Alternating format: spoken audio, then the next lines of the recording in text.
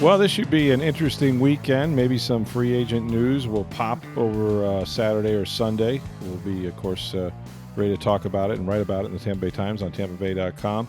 The only thing I know about Baker Mayfield, Steve, is that he's a left-handed batter, in case you didn't know, and I think he still has a good swing. He took batting practice with the New York Yankees at Steinbrenner Field. Now, if he took it with the Yankees, does that mean he's going to the Giants or Jets? Is it the Yankees, Jets, Mets, or Yankees, Giants, Mets, and Jets. then Mets, Jets? Is that how that goes? I think so. So he's replacing Daniel Jones. Is what he's going to take Daniel Jones's job. Yeah. Well, he'd like that contract, so he would. According to some people, he wants $44 million, not just 40. But that aside, yeah, who wouldn't take Daniel Jones's deal? Well, it was supposed to be signed yesterday, I think so. Yeah, some people said that as well. It is not. And we got some mailbag questions coming up. At least one wondering what the hell is Baker Mayfield doing, taking all this time to negotiate with the Buccaneers. So we can address that in just a second. But I guess some people can look at it this way. Well, he's back in Tampa. He lives here. That's good. That is true. He could. Well, as we talked about yesterday, he could show up at the Mike Evans press conference today and sign his contract. I think if the Bucs, not to take away from Mike's day, and that would probably be the first consideration, is like, well, they both deserve their day. What better thing to do than to have that combination, right? Mayfield to Evans show up and walk in tandem, to sit down at the press conference today. That is at I think 12 or 12:30. I got an email about it. Don't worry, I'll be there. Just kind of walk in. Hey, maybe start with Evans, and then all of a sudden Baker walks in or something like that. I don't think it would take away from. I mean, if I'm Mike, it would be surreal if that happened. It would be. That is the word of the day. It would be very surreal. I don't know that will be the case. They probably will just even if they do get it done, not announce it until after the press conference for some weird reason. I tend to think this feels to me more like the legal tampering period, if you will, or the negotiating period begins on Monday at around 4 o'clock or something like that. And this feels to me like one of those pre start of the legal tampering period deals, or maybe even right before the start of free agency, which is Wednesday at 4 o'clock, the start of the new league year. So I think we might just take this all the way up to the deadline. And again, we got questions about that. But hey, man, Baker and taking in a little baseball. He was a really good baseball player. When I sat down with him when he first got here a year ago, we talked about his decisions of where to go to college. And he didn't have that many Division I offers. I think Rice, Washington State, FAU, and he winds up at Texas Tech. And one of the reasons he went to Texas Tech, in addition to the fact that it's Texas, is where he's from, is that they offered him a chance to play baseball, and he was going to get a chance to play college baseball. And he was an infielder with an obvious strong arm, but he throws right, as we know. But I didn't know that he batted left, which is really cool. It's certainly an advantage with all the right-handers you face in baseball. But he was out there. It's good to know if the Rays need a left-handed bat, they could, Well, yeah. Pull him down, and he's had a lot of rage. And of course, who was at the cage with him? And I don't know if he took any swings. Tristan Wirfs. Well, you can't go anywhere without your protection. I think Tristan was going to charge the L screen from the batting practice coach if he got hit or something. You know what I mean? Or does Tristan run out there and knock a ball down that's a little too inside? Is that how he protects him? Like, what does he do? Protect your quarterback. You have to, if the ball's coming right at him, you have to jump exactly. in front of him like the you got to dive. It's right. Dive, take one in the ribs for him. Hey, man, that ball's going to hit you. But yeah, it was those two who have been powing around now for over a year, and vacation recently, I think, with their pregnant wives and / girlfriend down in the Bahamas. So good to know he's back in town. Wonder if he'll come, whether he's signed or not. Wonder if he'll come to the Mike Evans press conference. Well, it would be a little awkward if he comes. It would be. And then he was next still week sign somewhere else. Steal the attention away from Mike on his day, and then go, So what are you doing, Baker? No one wants to talk to Mike at this point. But no. So we'll get a chance to do that, and I'm sure Mike got at least a gut feeling of what his quarterback is going to do before he signed. I think I would, if I were him, want to know who my guy is going to be. If it's going to be Kyle Trask or John Wolford or somebody like that. But yeah, it's going to be fun to see what exactly is the deal there. All right, so what else do we have? Oh, the Tampa Bay Lightning, just real quick. Ooh. A lot of days off, a lot of games at hand by the other teams. You played Calgary, and correct me if I'm wrong, they've traded away about 4 players in the last week or so. Yes. And so this was a sort of a wounded, we're out of the race Calgary team that came in here and put a whooping on the Tampa Bay Lightning. Yeah, Lightning didn't play very well. I think, let me look up the exact quote because it was actually a really good one from John Cooper here. Some Coop, yeah. Yeah. The execution was horrendous, but decision-making was probably even worse than that. That's very McKay-esque, actually. That's very close to the great late John McKay. Who the old when they asked him about his team's execution, he said he was in favor of it. Exactly. But he also would say stuff like, "Well, we didn't block, but we made up for it by not tackling." So it was kind of the same backwards statement there by Coop. So yeah, not happy with the lads' performance.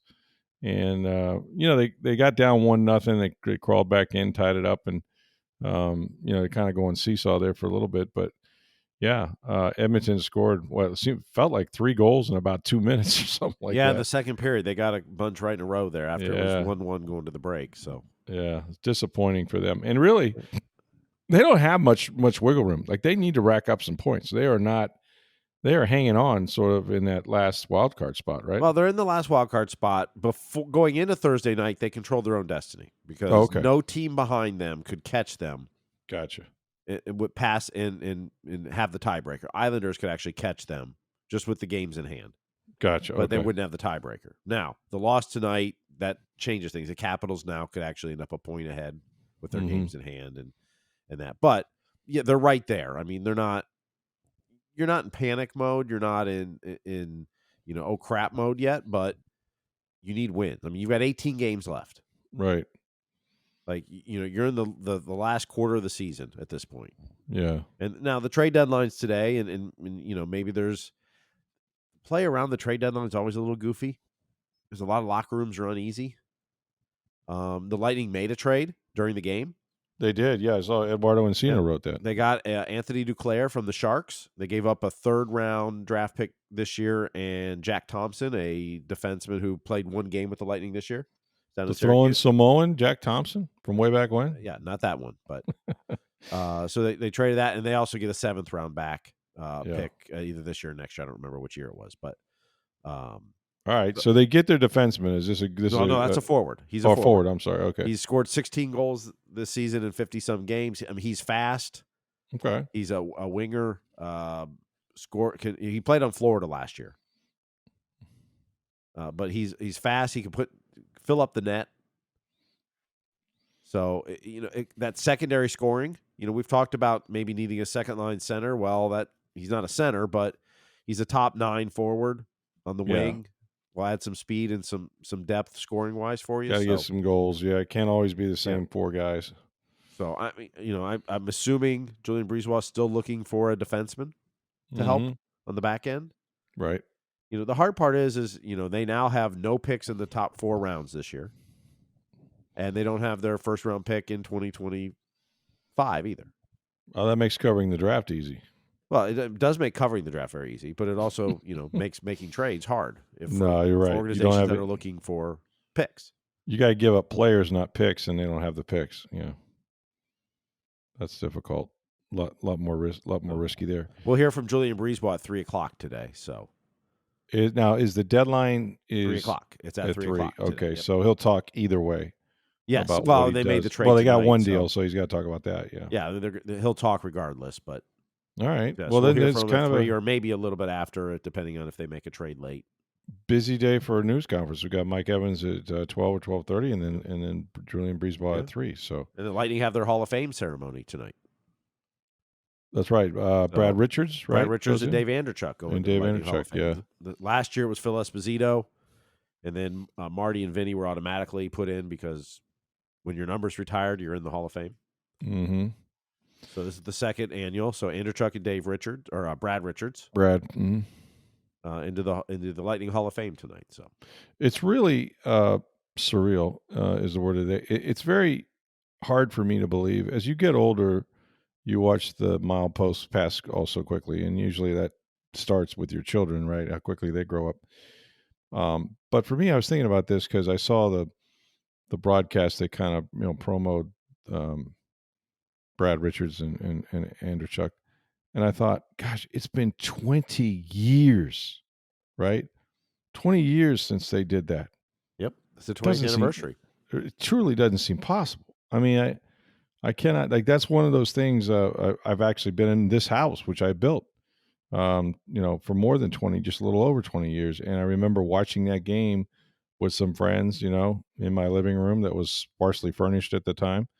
And just that whole series was so stressful. And somebody said something on the broadcast today.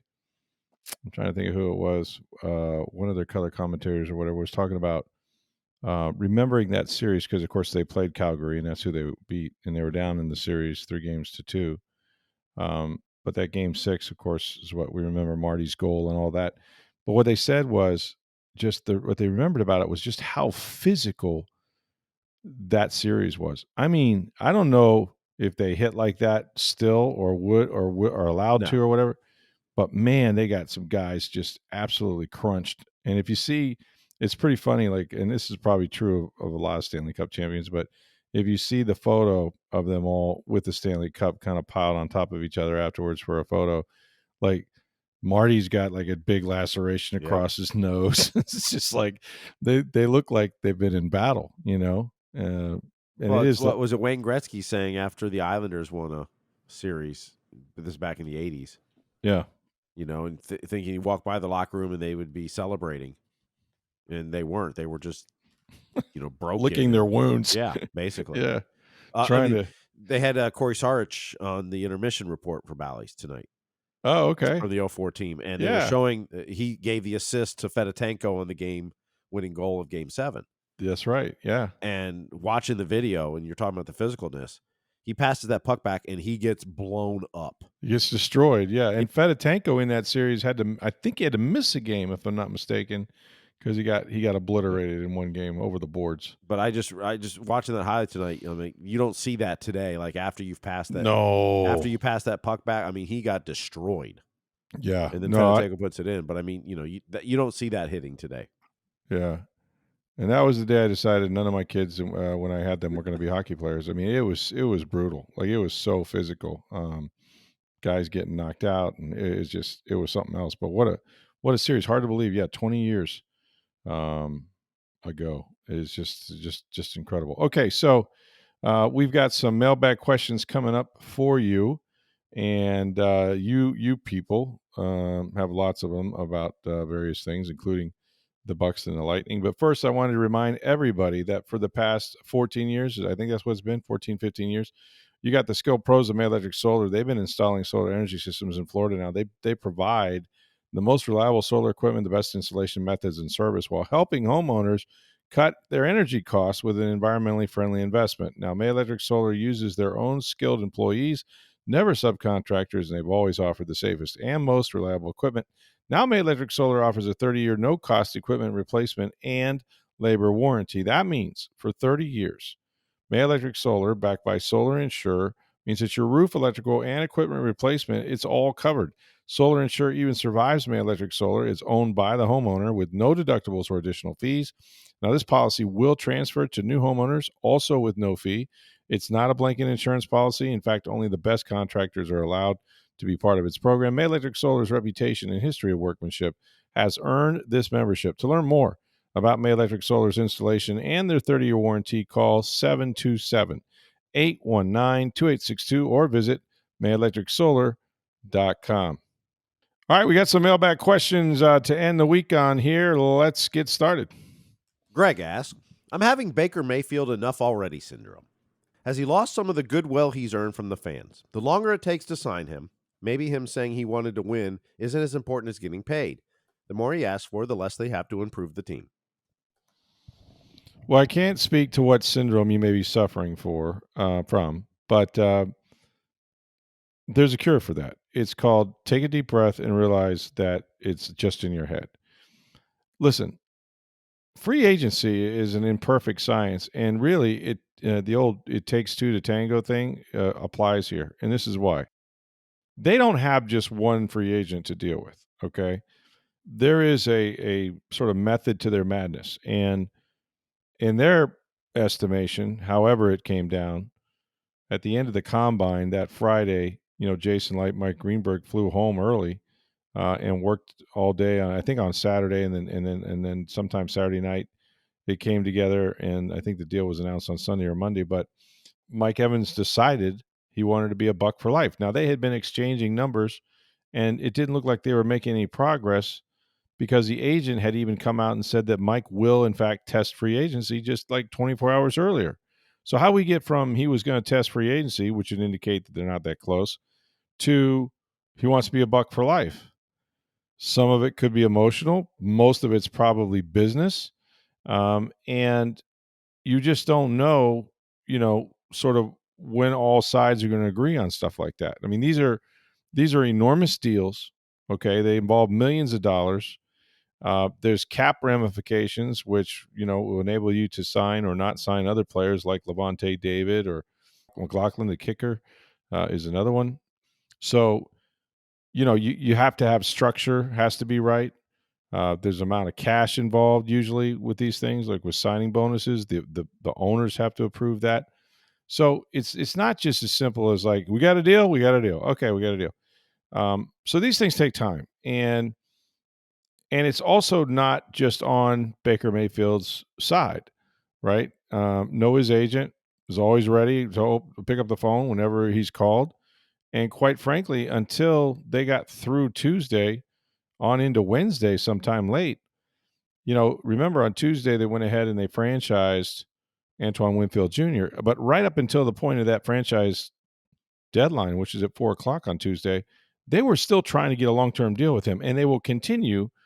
They're going to use this franchise player tag as a placeholder because they still intend to sign Winfield as they did, Jamel, I think it was, no, Chris Godwin a couple of years ago. They franchised him twice, but the second time they signed him right before the start of free agency.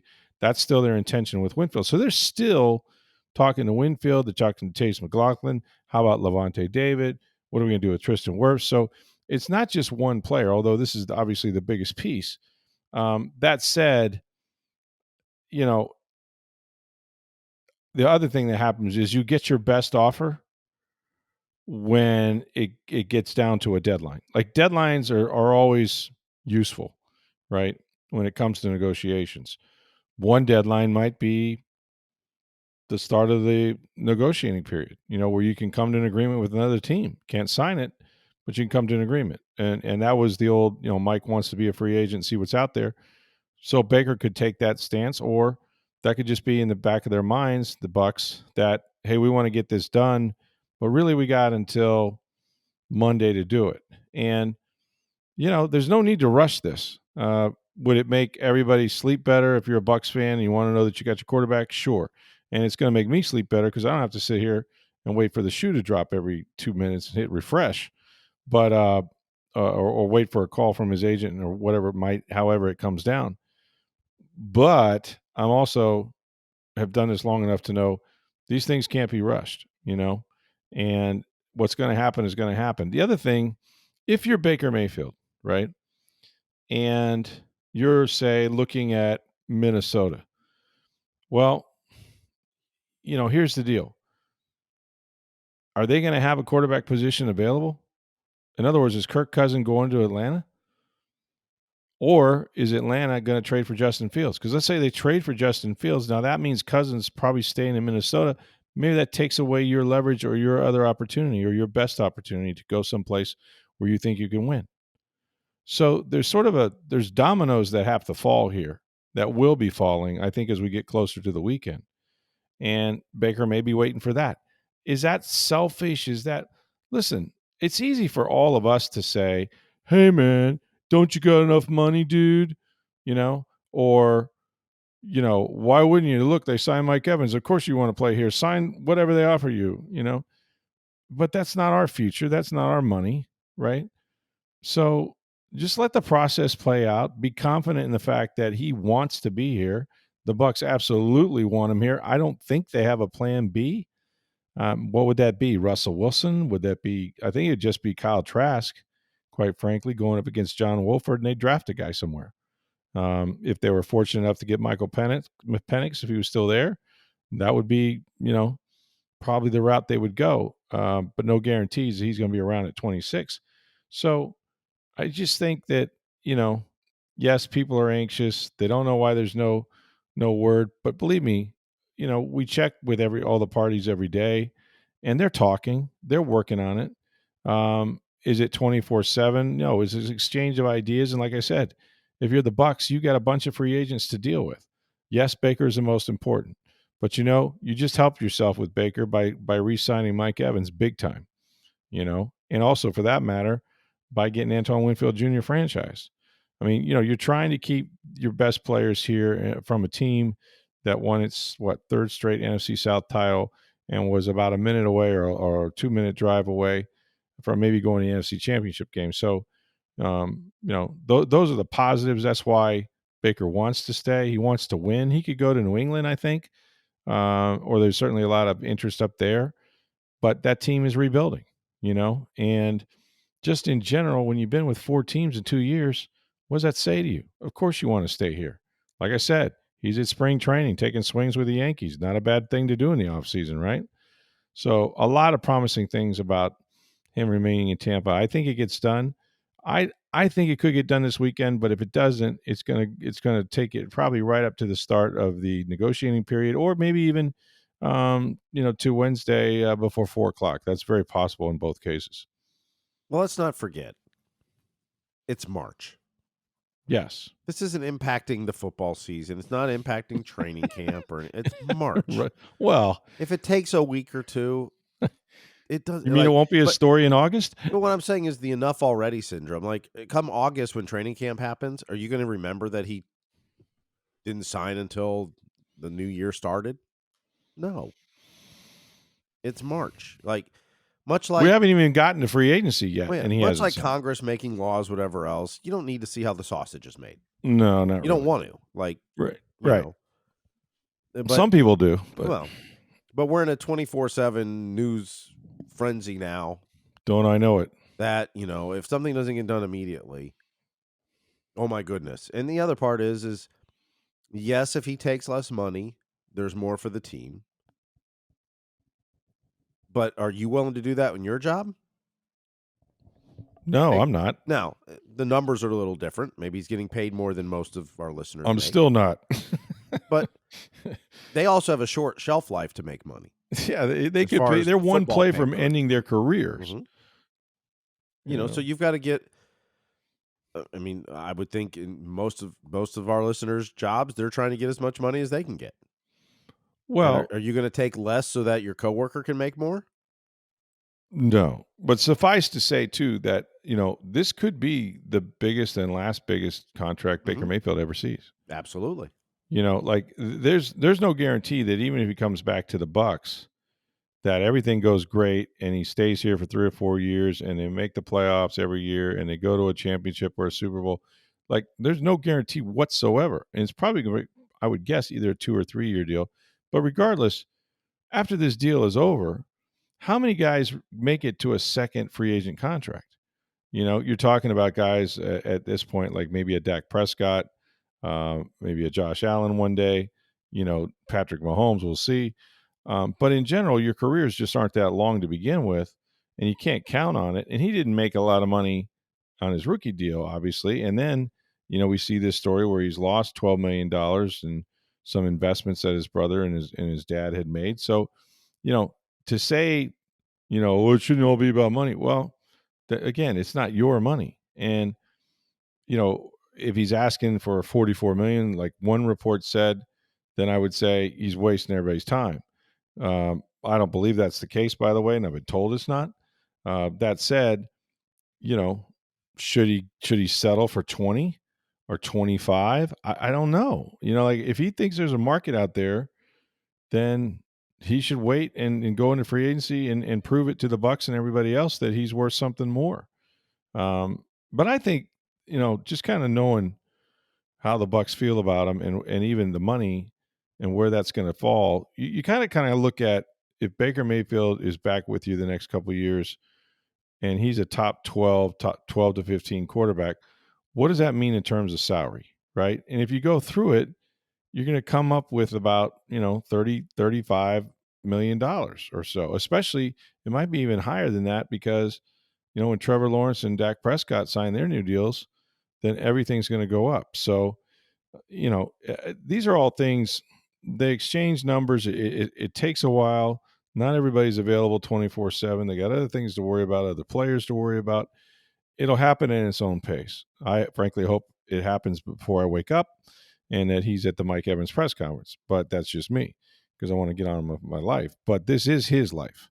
Everybody wants to know what's taking so long. Well, it's just the process. They didn't invent this. This is just what everybody has to deal with, and not for nothing. But the Bucks, Jason Light, Mike Greenberg, all those guys got to get together and decide what they want to do with ownership, and then they have to be available to kind of sit down and hash this out. And my guess is they've exchanged plenty of ideas, and when it gets close to whatever deadline the Bucks have in particular, that's when Baker Mayfield's going to get his best offer, and I'm just not sure we're there yet. Steve asks, what is up with the Jordan Whitehead Bucks tweets today? I saw those. I thought they were so interesting, and it's kind of the reverse of, hey man, the guy took down all his Jets references on Instagram. Like, what's the deal? You don't want to be a Jet no more.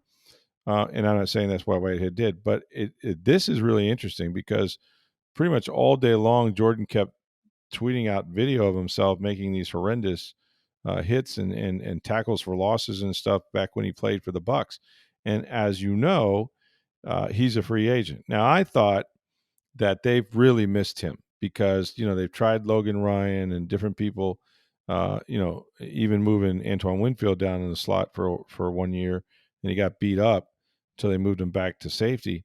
But, this has been one of those positions that the Bucks haven't had since they won a Super Bowl with Jordan Whitehead.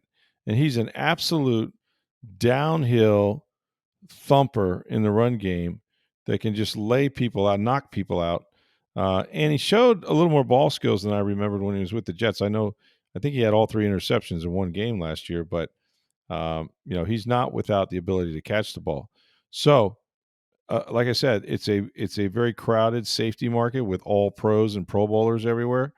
For whatever reason, that's sort of like a bunch of teams had fire sales and or had to get under the cap, so they release guys. So there's a lot of safeties out there, but once you get past that first layer, you're going to get to a guy that started a lot of games and played well in Jordan Whitehead, and obviously, you don't have to read the tea leaves to know that he'd be more than happy to come back here to Tampa. And they have a need. So again, player wants to do something, team wants to do something. A lot of times it works out, but we'll see what he's willing to take. John asks, who will be the surprise in a good way for the Rays this year? Caminero, Brendan Lau, Aranda, Meade, Savali, Paredes, Siri. Cheers to the weekend. Rest up for free agency. I'd love to rest up. As soon as this podcast is over, I'm going to rest up all night. I mean, some of these guys we've seen, right? Like Paredes, Surrey. Could they do more? Maybe not Paredes. Surrey certainly could. Meade, I'm interested by. Who's the other? Caminero? Is it Caminero? Caminero. To me, like the little bit I've seen of him, Steve, much better at the plate than I expected, right? Mm-hmm. And it's going to find himself in a fairly big role right off the bat, isn't he? He should. Absolutely. Yeah. I mean, he's going to be your starting shortstop. Yeah. So They made the deal for him. Yep. They brought him in here. They think he's a plus fielder, and I think just again he's shown some power. He Yep. swings a bat pretty good.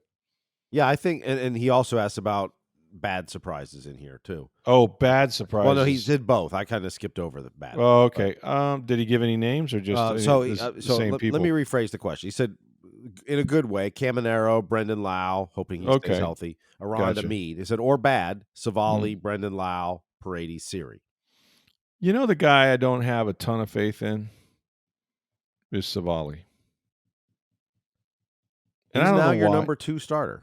I know, but I don't know why. I He didn't look that good when he came to the Rays last year. no, and I don't think that his stuff is elite uh, at this stage of his career, and I don't know how deep he can go into games. He seems like a guy that if you'd have gotten him, 3 to 5 years ago, sure, but I don't see him with dominant, stuff to where he's going to have to try to get weak contact, and if he misses, he's going to get hurt. Yep. Uh, I didn't think he pitched that well for him a year ago, and if they're the way they're counting on him in this rotation with all the injuries they have, I don't think he's going to thrive as a number 2 or 3. I mean, that's the one that would bother me. Yeah, I Uh, also of the, wonder if Isak Paredes can duplicate what he did last year. well, that's a great point. I mean, all those home runs, You right? know, was last year what he's capable of, or was that an aberration? Good point. Yeah, And we'll find out. But I mean, I like right. him as a player, but he had a phenomenal year. Oh my God, he was tremendous. Now you talk about a pull hitter, though. Yeah. Oh yeah. Woof. And then Brendan Lau. I mean, can he stay It's about healthy? health with him, isn't it? Well, health, and then he's streaky. Postseason, yeah, He can get streaky. really hot and he can get really cold. Yeah, he can carry you for a month and then you won't see him again. Yeah, Can that's he just be a little more consistent? right. And then the young guys, Caminero, Aranda, Mead. How does DeLuca fit in? You Yeah, know, I mean, they're all the you same need guy in some yeah, you need respects. some of the, and then Josh Lowe needs to take another step, I think. Yeah, although I mean, I don't know how serious this hip thing is in spring training. I guess it's not too serious, but you do worry about that. If Lowe can add to what he did last year, it'd be phenomenal. He's going to be Yep. tested more as an outfielder this year, right? Yeah, I mean, Um, he's pretty. I mean, their starting outfield. he's their everyday guy, really. I mean, their outfield is more set in stone than it's ever been.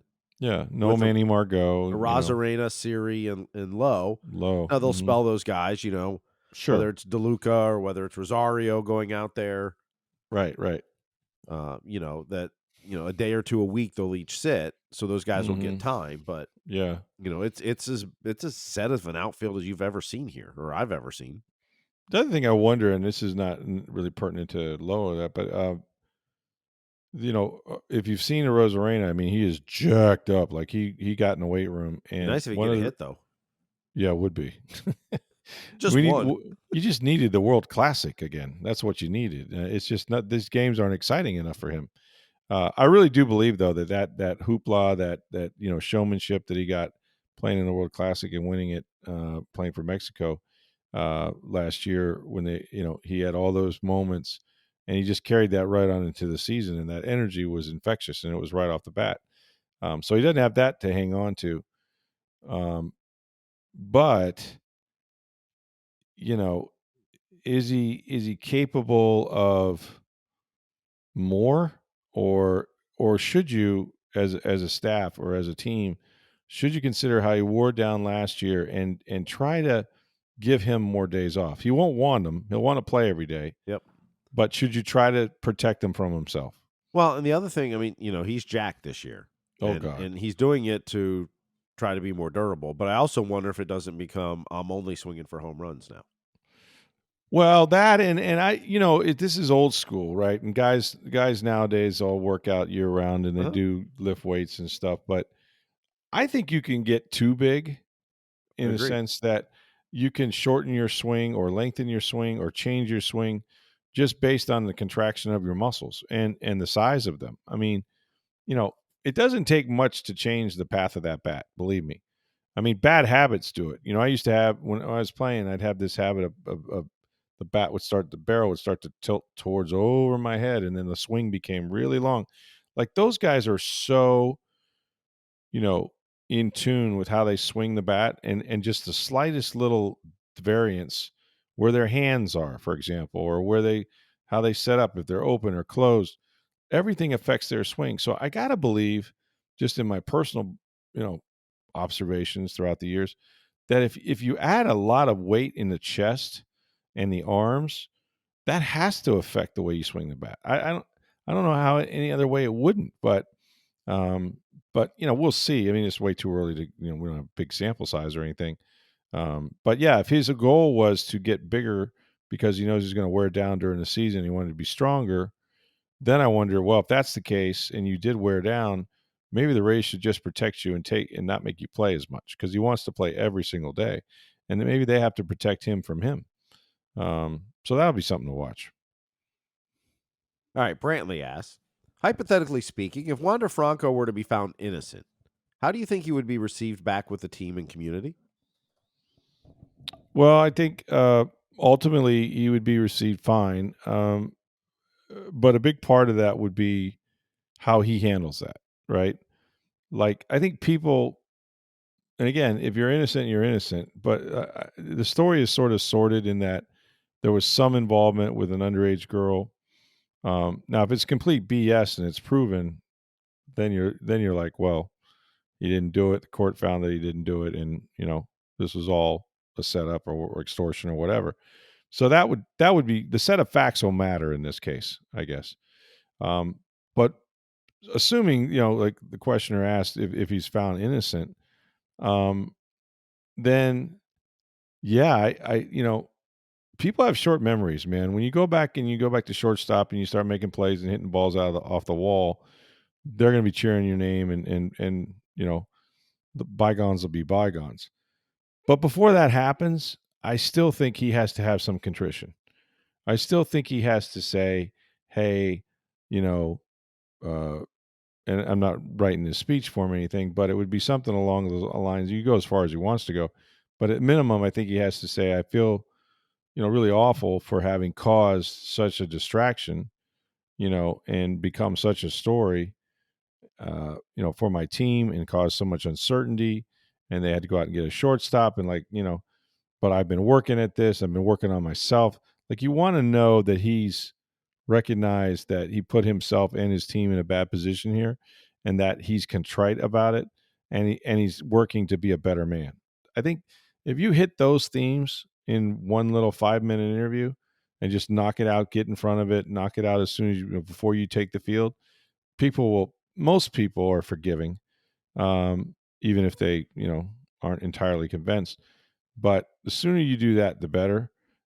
Without contrition, though, if you go out there and you're just blowing bubble gum and like nothing ever happened, and I had a vacation from spring training, I'm not so sure people are gonna be good with that.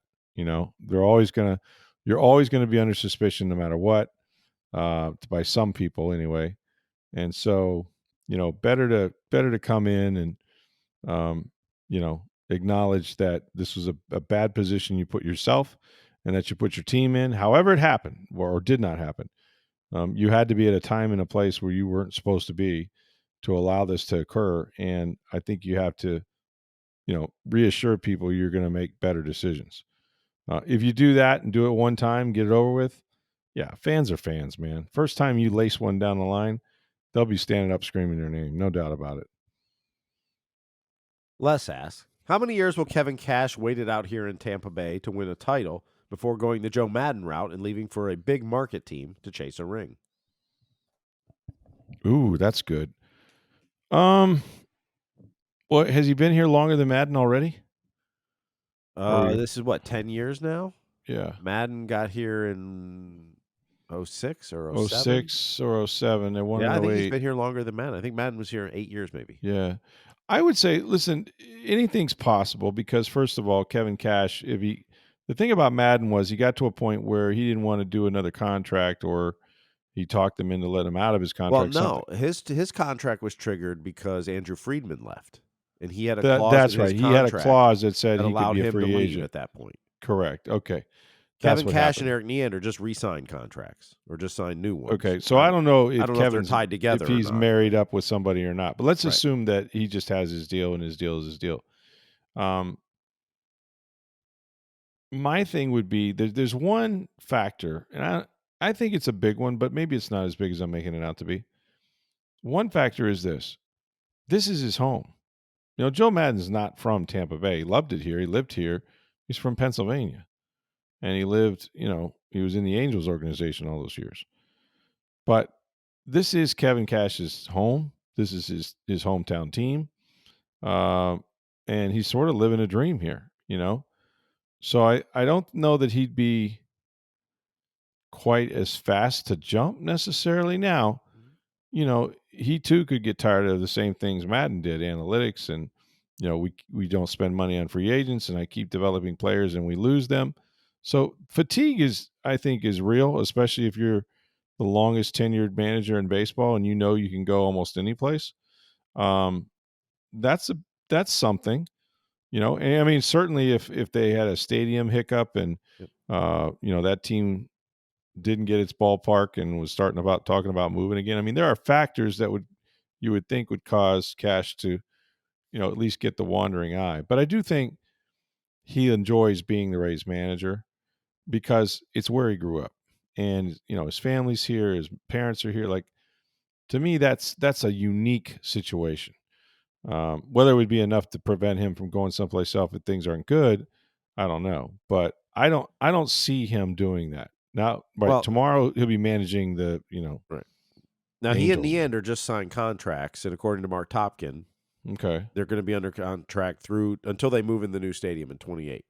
Okay. So So, yeah. assuming there's not a trigger that he can get out of, Yeah, which we like don't know. which is what Joe Madden had happened. Andrew Friedman left. I think Madden You're had like a right. year left on his deal at that You're point. 100%. I'd forgotten about that. Yeah. But that triggered a clause in his contract that allowed him, he had, I forget how many days it was to decide at that point if he wanted to get out of his contract, which he did, and then went to the Cubs. But, you know, the other part of it, and you mentioned the home thing, but the other part is age too. Yeah. You know, Joe Madden was a lot older where you're going, okay, you I'm know, running out of runway. Yeah. yeah. I want to win a World Series and maybe I can't do it. And what would it mean to Kevin?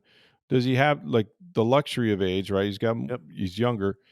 Can he spend more time because it means so much more to win a World Series here, right? You know what I mean? Like maybe he in for a dime, in for a couple more years. I don't know. But look, at some point, even Kevin Cash is going to get tired of it. If every year, as it's been, you lose your best players or you can't, but you know the stadium is supposed to change that dynamic. Well, you had Wander Franco signed to a 12-year deal. Yeah, you did. You couldn't foresee what happened there. Yeah, I mean, you know, and presumably with the stadium, it's going to allow them to do more of that. Now, you know, can they sign Randy Arozarena? That's going to be more up to Randy, I think, than Yeah, based on he's got an agent, Scott Boras, who pretty much would say, no, I'm never signing a free agent contract with Tampa Bay. But right. But with a new ultimately, the stadium, player can decide what he wants to do. yeah, new stadium, new revenues to buy free agents with. Now you become more on par with some of the teams in the AL East. If you could do that, then this is where you want to be. You know, like the fact is that Joe didn't feel. I think, you know, he got fatigued with the economics of the situation, the, you know, the analytics taking over the game and him in particular, and he had a once in a lifetime chance to go to a storied franchise like the Cubs, who had a pretty good manager that they fired to get Joe, and it was Chicago, you know. And then he did the impossible, and he won a World Series with the Cubs. And he'll never be in that town again where he's not where he pays a bar bill or a dinner tab. It's just never going to happen. So, you know, a little different situation, but I think Kevin will last longer.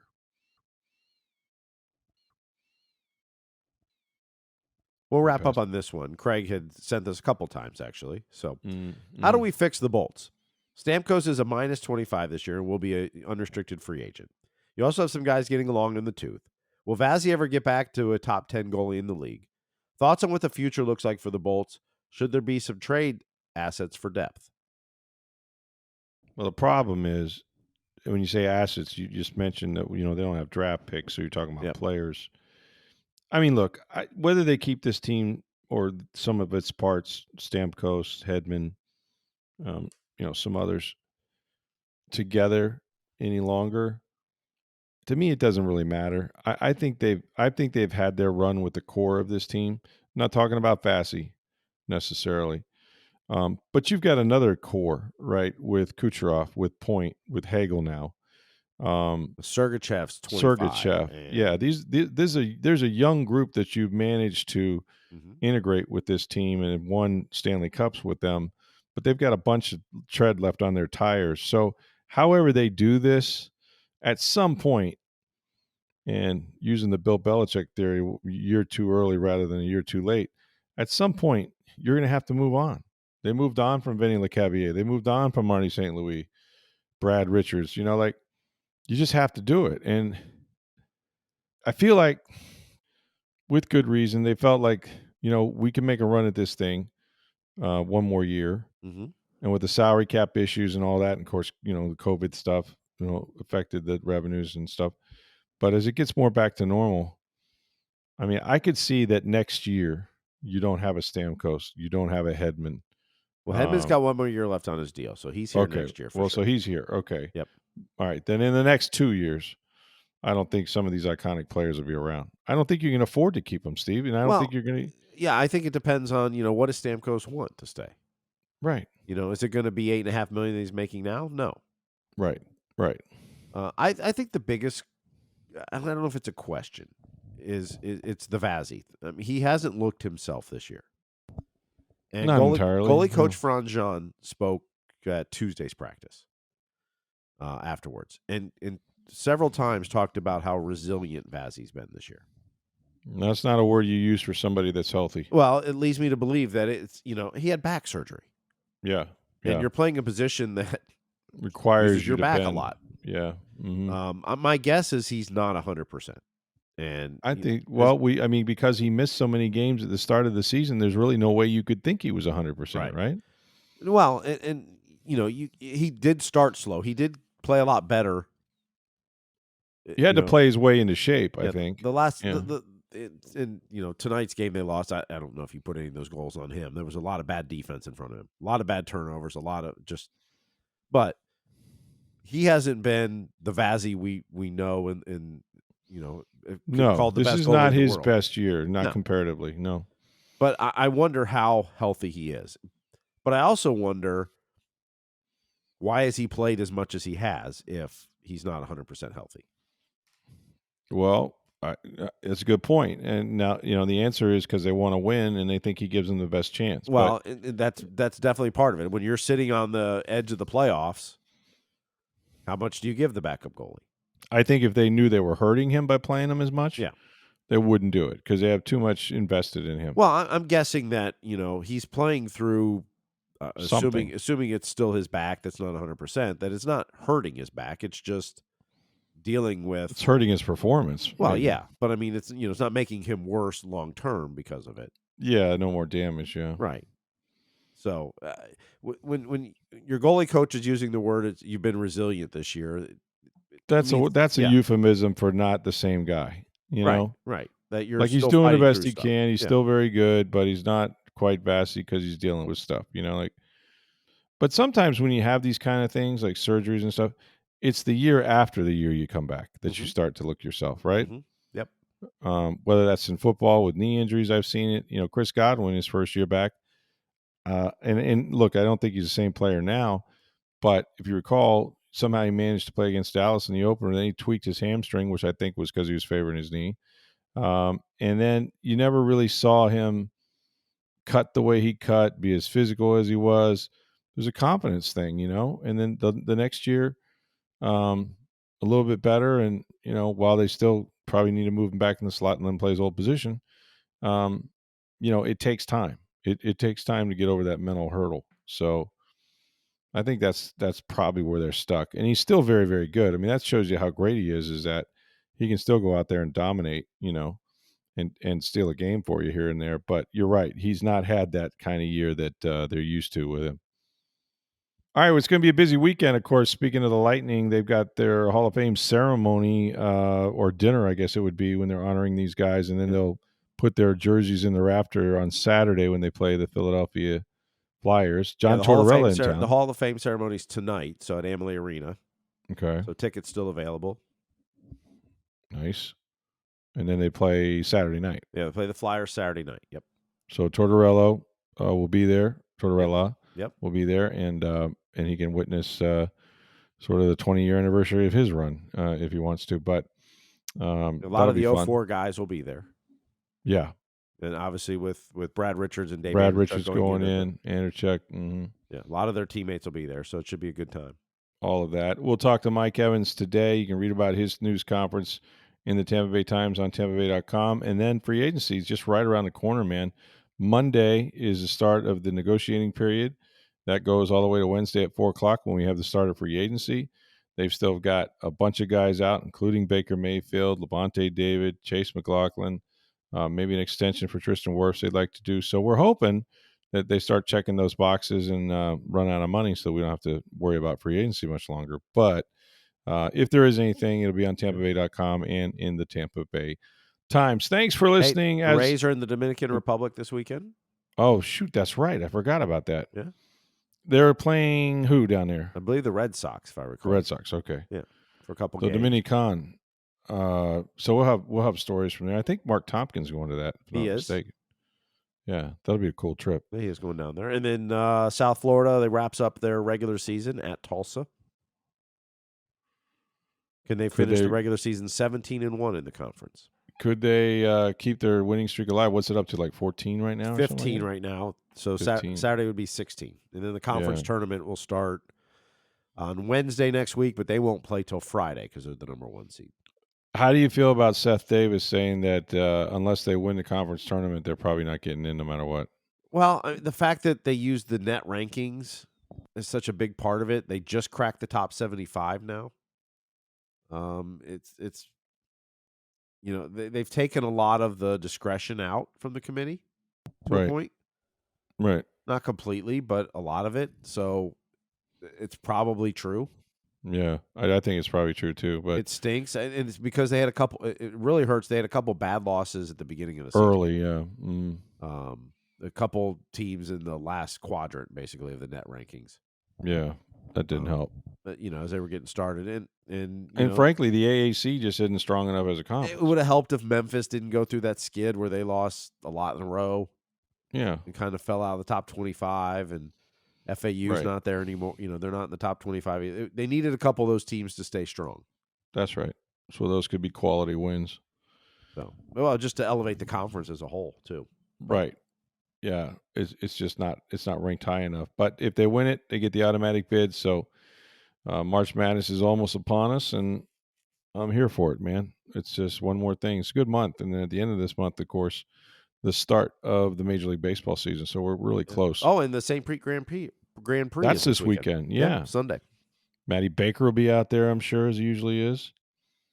You can check that out in the Tampa Bay Times. You can hear there's so much going on buzzing. In March. It's beautiful in this isn't area. It? I mean, tell you what, the weather's great. You can't beat the weather right now. It is absolutely gorgeous. But with spring training and then the Grand Prix and then Valspar's in a couple weeks, and Valspar's coming up. Best time of year. Lightning you're getting ready for hopefully for the playoffs, and it's just there's so much to do in this area at this time of year. Right, and just enjoy the weather. And we lose an hour of sleep this weekend too. So that's fantastic. Thanks. Can't wait. That's the worst. It's one less hour of Baker watch, though. I know, but it's the worst idea that anyone's ever come up in the history of the world. Is this thing called daylight savings time? We're not a bunch of farmers. I don't understand it. Somebody's got to explain it to me. Well, I'll talk to Congress. I want to, but I got to go to Washington to do that. But I might. So, yeah, it just doesn't make sense. I think we should have 2 time zones in the United States as well, not 3. Well, there's 4, but and that's not counting Hawaii and Alaska. I don't care about them. I mean, they can do what they want to out there. But what I'm saying is, hey, if you live on the West Coast, that's your problem, man. It's just not going to be, it's going to get dark early. What can I tell you? I don't think we need them. That's just my opinion. I know the world is round, though. Well, how about there's a couple states that don't do daylight savings time, and that really that's even more confusing, right? Because when everybody switches, they don't, and then when they switch, it's I think Indiana might be one of those states. I'm not sure. Half of Indiana used to be. I think they're just now, half. I think, Oh God, actually half. That's of even it, worse. Yeah, because it's worse. It is split down the middle of the time zone. That's terrible. But I think now I think everybody just stays. They go stays the same way a whole year. But it's Arizona and Hawaii, I think, are the two that don't. All right. Well, that's where I'm going to move then. Okay. Well, anyway, enjoy the weekend. Keep it right here. We'll be back to talk to you on Monday on Sports Day Tampa Bay. For Steve Versnick, I'm Rick Stroud of the Tampa Bay Times. Have a great one, everybody. We'll talk to you on Monday.